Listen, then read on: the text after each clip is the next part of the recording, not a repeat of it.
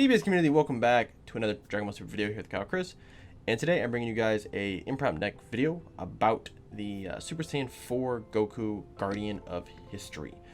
This is a leader that I have played quite a bit, and I think one of the biggest things about this leader is he kind of fits this weird niche style of something with Vegex mixed with the Gogeta Xeno leader, which is really cool because we don't actually have a lot of those actually in the game. So this was something that was very, very cool, and I actually played this leader a lot before the actual set came out, and it feels really cool. I think there's a few different ways of playing this leader. It's definitely somewhat of a like a, I would say, for fun deck. Definitely something that you can play at your locals and do very well with. I don't know if it's something you could probably take to a regional and place well, just because of what's in the meta currently, but it is a fun deck nevertheless. So make sure you guys like and subscribe, hit the bell for notifications. If you guys want to support the channel, obviously liking and subscribing is the best way of doing that, as well as the Patreon. That is going to be a link down below. You guys can go check that out. We are starting to post content on there. Just taking a little bit, but nevertheless, we'll get right here into the video. And this leader is, like I said, it's kind of a mix between the Vegex and the Gogeta Xeno engine. When you attack, you burst 3, take up to 1 life, and you draw a card. So pretty cool. You actually can essentially draw 2 cards every turn, and allowing yourself to self-awaken, which is very, very good, right? Awaken, you awaken at 4, you are restand 1, draw 1. And on this side, best part about this leader, and probably why I like it so much, is that he has initially just has double strike as a permanent skill, which is amazing, right? You can swing with this, and then awaken, and then you're awakening into a double strike, which is incredibly powerful, right? Permanent, during your turn, this card gains 5k for every 8 black battle cards in your warp. So as soon as you have 8, it becomes a 20k permanently on your turn. If you have 16, it becomes a 25k. Generally, that extra 5 or 10k push can be enough to actually end up winning you a game. And what's also very cool about this is that you don't need to Champa your leader.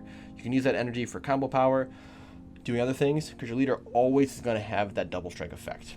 Second effect, activate main. You place up to 4 black battle cards from your warp to your drop, and you draw a card. So very similar to like something like Dark Broly. So this side, you swing, you burst 3, take a life if you want to, or draw, and then you awaken to draw another card. And then after your attack, maybe you need cards for overwhelm or whatever, then you can activate main to draw again. So that is the leader there. And we do run a 60 card deck, as most of you know. With most of my decks, I run close to 60 most of the time, just because you have a lot of mill decks. So we want to keep pace, make sure we're getting consistency, and just not milling everything, because that's also bad. But in this deck, we do want to mill these. These are the time agent cards that we run, aka the Vegex package. So all these cards can be played out. These two have unique, but they can be played off of your leader effect of milling. So if you mill them, you get to play them out, right? And also, if you do play against like a mill deck, something like Janempa or Black Sin, these cards will technically come out due to the effect, because it's off of a skill, which is pretty cool. So you have a 19k attacker, 4k blocker that also takes a life. Best card here out of the 3. This is a pseudo super combo. When you have 5 or less cards in your hand, when you combo with this, it gains an extra 5k combo power. So essentially, you run 4 super combos, which is again good for when you're going for game. It's very easy for you to shotgun your hand and get to like 100,000+. With double strike, obviously, because of your leader. Very, very easy with a few of these super combos and some other cards in the deck. We run 4 Bardock, and this is because this is kind of a mid-range version of the deck. We want to kill on turn 4, potentially turn 5. We can always kill earlier.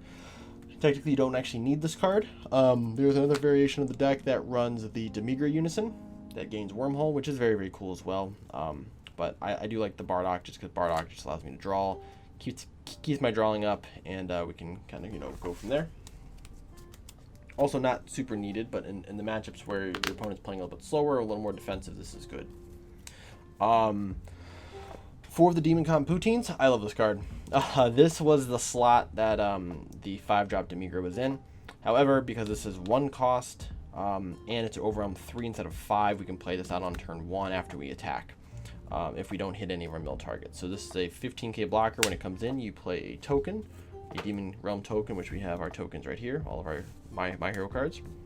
And when you're in the battle phase, you can activate battle. to restand this card, you pop a token to draw a card, and then this card gains 10k for the battle. So on your turn, you swing with your leader, you play this, you swing with it once, activate battle, restand it, and now you have a blocker, or you can swing with it again. So you get 2 attacks and a draw for 1 energy, and then it's also Dark Overwhelm, so it's going to stay on the board. So this is kind of a once per turn, like literally every turn. If you're not milling your time agents, you have a free 15k body that swings twice and draws you a card, so you don't actually lose any hand size, which is very, very important. True Fighting Spirit guys, we run, these are our 5k of all targets here. Pretty, obviously, pretty self-explanatory. I only run 3 of this for 2 reasons. One we'll get into later, but the other one is just that it is unique now, so 3 is completely fine. And then 4 Zebra combos for the Vegeta. So we have 6 targets for 1 drops for the Vegeta and 3 Goku. Generally, we'll probably end up charging one of these, because unless we're playing against blue, we don't actually need this card. So that's why, because technically then we run 5 targets, so it's fine. Good stuff there. It's all the typical, Black Saiyan stuff. And then we run the Gogeta package, which we run 3 Thwarting and 2 Fearless Fusion. Obviously, this card's kind of a we don't really need to talk about this guy. But this guy, because our leader is a Saiyan only, now we get to play the Gogeta package. So this, if you guys don't know, warps a 4 or less ignoring barrier, and it plays out the same way that Thwarting does. So this is just another target that we have. Gives us a very, very good piece, because sometimes your opponent may not actually remember that your leader is just a Black Saiyan only, so they put something down with barrier. You play this, you got a 16k blocker, or just an attack, and you also warp something ignoring barrier, which is very good. Our 30k targets, we have 3 Beyond All Limits and 2 Thwarting the Dark Empires. The 30k slot for Vegeta is a very awkward slot, right? Everyone uses I think it's called the Feigned Greeting, which is a 30k that warps a card from your opponent's hand. It's cool, but like it doesn't do what Beyond All Limits does, right? Which is grab basically, grab your Overwhelm cards back, grab both of your Gogeta targets, can actually grab this. Anything between 3 and 7, this card can grab. It's incredibly powerful, right? This card here is, I think, better. Just the only problem is that it does cost 1 energy, so that is kind of an issue here. But it is a 30k crit. When you swing with it, you add up cards on your opponent's board that add up to 4 energy, and you warp those cards. So because of this effect, you also can warp tokens, which is pretty irrelevant in a lot of matchups. Also just counts kind of as like a 1-drop Black Mass Saiyan, or not a Black Mass Saiyan, a Secret ID that also can work as a Gogeta target. So it's just it's also a 30k crit, which is very powerful, since you can attack on a chomp, make this a 40k double strike. A 40k double strike crit. It ends up being very, very difficult to deal with. But mainly this card's gonna get milled, so we can use it for Gogeta targets. 2 Tag Team Gohan. This slot is if I was showing a full best of 3 list, this slot here is what we move the 8-drop Gogetas in and out of. So we would main deck the Gohans, and then if Gohan wasn't really necessary, we needed more late game power, we would swap these for the 8-drop Gogeta. But this guy, whenever one of your cards is removed by a skill, you play this guy out for free if you don't have one in play, and he's a 15k blocker for free, which is pretty cool, right? So if this guy actually gets KO'd by a skill, you can play out the other one. This is also a great target to grab off of your Beyond All Limits. And what's nice is, because Overwhelm is a skill and it's leaving the battle area, you actually can, once your Overwhelm is done, you can actually play out a Gohan. So you can actually Beyond All Limits, swing, obviously grab this back, and then when you're done with your turn, you play out the Gohan, and now you have a 15k blocker on board. So very cool. It's also just it's a free blocker that is grabbable back by the Gohan. So it's almost like you're running like this is a free token negate that has combo power from your hand, and that you can grab back off of your Beyond All Limits. So very interesting little combination there. 1 Super Kamehameha and 2 Crimson Strikes. Super Kamehameha is it's a weird card in this deck. Sometimes I see it, sometimes it gets milled. If this was like a best of 3, I would probably side two of these, but just very, very good. When you get down to 4 life, you can just use this to stop your opponent's floodgates. And then this card here is great for 2 purposes. 1, very, very good on defense. You tap 1 energy, you draw a card, you gain 10k for the turn, or for the battle, and you can mill 3 cards, which is very important because we actually can mill our time agents here, and if they're milled off of this skill, I can play them out.